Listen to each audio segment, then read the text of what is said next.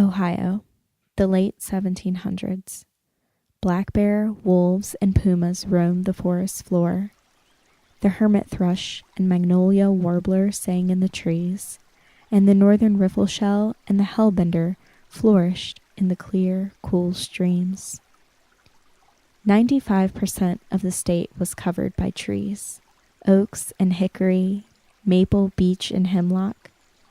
These trees provided food and shelter to many plant and animal species, including the many Native American tribes, such as the Delaware, the Iroquois, and the Miami. It was said that a squirrel could travel from the Ohio River to the Lake Erie shore without ever touching the ground. However, the arrival of European settlers changed the forest forever. Coming from agricultural backgrounds and seeing the rich soils of the forest floor, settlers began to cut down the trees to plant crops. Little did they know it was the trees that held the ecosystem together. Without the shelter of the forests, the large predators were pushed out of Ohio, resulting in increased deer, raccoon, and possum problems. The forest songbirds disappeared. The streams changed course and ran muddy without the protection of the trees, leaving the many aquatic species vulnerable to pollutants.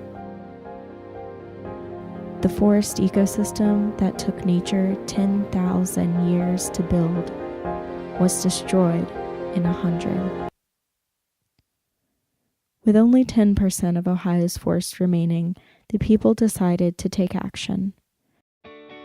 The first state forestry agency was created in the late 1800s to research the threats to the state's last forests and to make suggestions to the Ohio legislature on laws and policies to preserve them. Today, there is still much work to do. Only a third of Ohio's forests have been restored, and many of those trees exist in the Appalachian region of the state. Our own northeast portion struggles to preserve our remaining forest against development of urban sprawl. However, as more and more old fields are allowed to return to trees, we can hope to see the return of the species and ecosystem benefits that the forest affords.